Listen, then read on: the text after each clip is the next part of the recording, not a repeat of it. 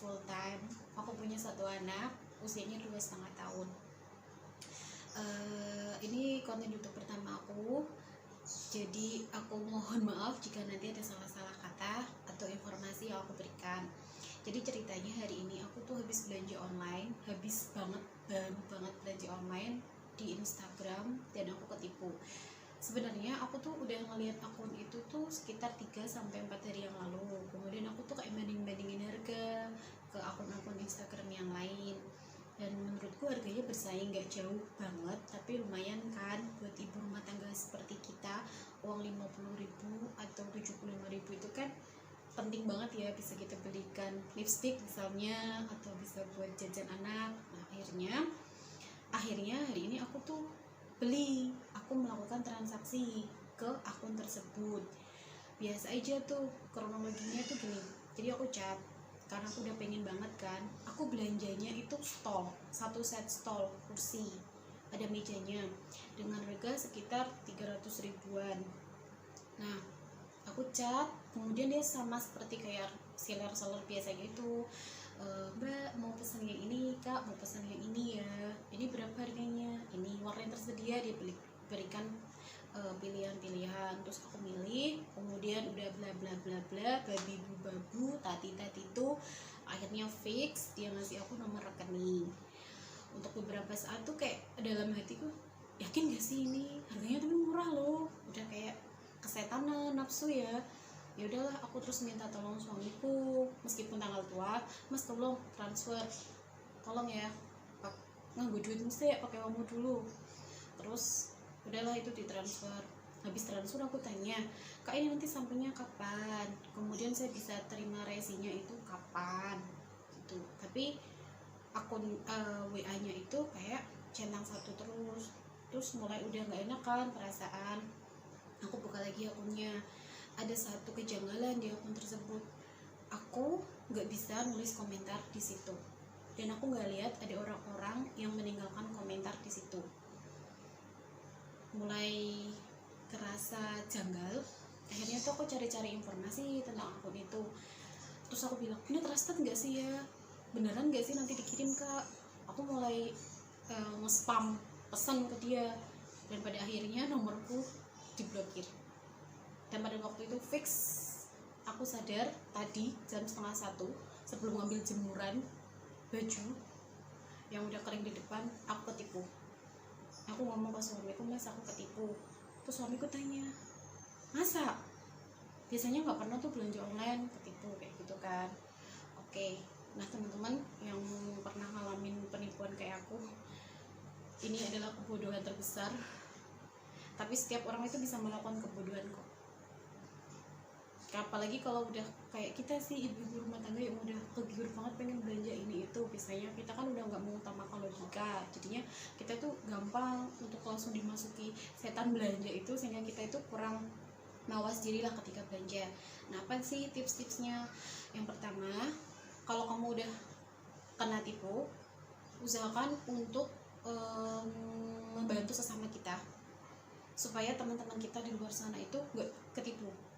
Jadi kalian bisa melaporkan kalau kalian habis kena penipuan online. Nggak usah takut, nggak usah malu, karena kita bisa menolong orang-orang selanjutnya. Jadi kalian bisa ngeklik di cek rekening ID, itu miliknya Kominfo. Jadi cek rekening ID ini tuh dibuat oleh Kominfo karena adanya maraknya orang-orang yang ketipu oleh transaksi transaksi online, apakah itu berbasis belanja, pulsa, atau penipuan seperti mama minta pulsa kirim ke sini ya dek, sayang aku lagi di penjara tolong dong, kayak gitu.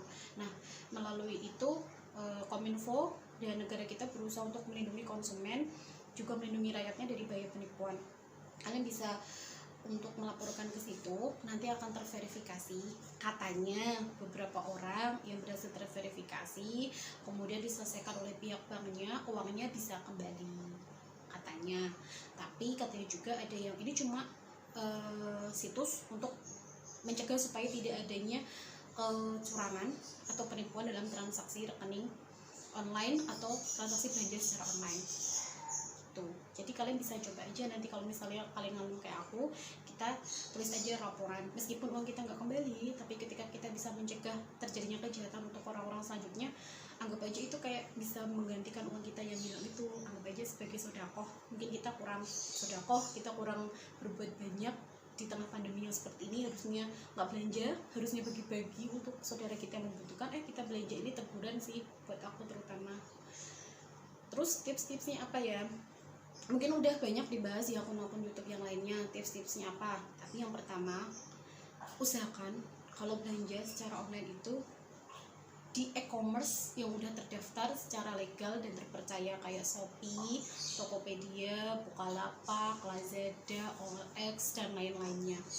Karena kalau melalui e-commerce, misalnya barang tidak dikirim, atau ada keterlambatan pengiriman, atau ada cacat dan sebagainya, itu semuanya ditanggung oleh pihak e-commerce tersebut. Jadi artinya perlindungan kita sebagai konsumen itu lebih baik. Kalau ada kerugian itu istilahnya udah ada garansi lah dari e-commerce-nya itu. Yang kedua, kalau misalnya, kak aku pengen banget nih, aduh mak itu bagus banget barangnya di Instagram, di Facebook. Nah kalau misalnya di Instagram atau di Facebook, tipsnya kan kalau kita lihat akunnya itu ada titik 3 tuh, diklik. Nanti aku cantumin di sini ya, diklik nanti ada info tentang akun ini. Kalau dia berganti-ganti nama akun berkali-kali, please curigalah, karena kecurigaan itu akan membuat kita menjadi teliti dan waspada saat belanja. Jadi nggak apa-apa lah seuzon di awal. Yang kedua, kalau misalnya kita udah baca-baca review-reviewnya di situ, testimoni di situ, kok kayaknya cuma dikit ya, kok kayaknya aneh ya, kok kayaknya terlalu dibuat-buat ya, please curigalah. Yang ketiga, kalau dia cuma nulisin fast responnya WA ya kak gitu, please curigalah. Yang keempat, misalnya DM-nya kamu kayak tiba-tiba nanti ada screenshotan DM testimoni, tapi kok bagus-bagus banget, kayak ada yang dihapus, kayak ada percakapan yang gak nyambung, please curigalah. Terus lagi, kalau misalnya komentar di setiap postingannya itu dibatasi, atau komentar di setiap postingannya itu bagus-bagus, please curigalah. Karena review star seller penjualan di Shopee aja yang bagus itu pasti ada review yang jelek. Maaf, gerak kameranya, sorry, YouTuber pemula. Jadi please kita curiga aja kalau pas kondisi yang kayak gitu.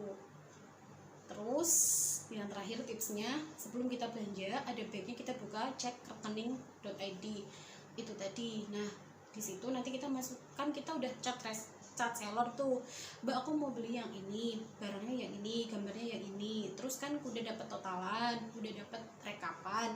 Nah sebelum kita transfer, kita masukkan dulu tuh rekening yang udah dia cantumkan ke kita. Kita buka cek rekening.id, kita masukkan ke situ rekening dia. Nanti kalau misalnya rekeningnya itu trusted dan tidak ada kayak transaksi online yang mencurigakan, tidak ada laporan, insya Allah berarti aman. Tapi kalau misalnya ada laporan, berarti kurang aman. Jadi sebaiknya kita tunda aja untuk beli barang tersebut. Mungkin kita beli di e-commerce aja, meskipun harganya mungkin selisih lebih mahal sedikit, tapi kan yang penting kita dapat barangnya dan transaksi yang kita lakukan aman, uang kita aman, semuanya aman, happy gitu. Terus aku tadi gimana? Oke, setelah kejadian tadi aku langsung cek rekening itu, aku masukkan ke situ sebelum aku bikin laporan, dan udah ada sekitar 2 laporan. Dan herannya ternyata selama 1 tahun 2018 sampai 2019 kerugian akibat penipuan secara online itu mencapai 1,8 miliar. Besar banget ya. Misalnya kita udah kena penipuan nih, kita diam aja, kita nggak mau laporan, kita nggak mau speak up. Mungkin akun-akun bodong yang masih berkeliaran di luar sana itu masih bebas aja tuh, kayak bikin postingan-postingan dan bisa dapat banyak korban. Jadi saran aku, kalau misalnya kita belanja, selain tips-tips yang tadi, kalau kamu korban juga kayak aku, gak usah malu, karena nanti semua datanya akan terverifikasi melalui email dan tidak bisa diakses oleh semua orang. Jadi kita cuma nanti kelihatan, ada laporan dari si Anif, misal kayak gitu, cuma dia nggak bisa terbuka berapa nominalnya dan sebagainya. Cukup itu aja konten aku hari ini. Karena aku masih pemula, mohon maaf jika dalam penyampaiannya itu kecepatan atau ada salah-salah kata. Dan kalaupun teman-teman memiliki informasi lebih tentang penipuan transaksi online ini, silahkan komentar, minta dukungannya dengan subscribe, like, dan sharing ke teman-teman kalian. Semoga aku bisa bikin konten-konten lebih bermanfaat lagi. Dadah.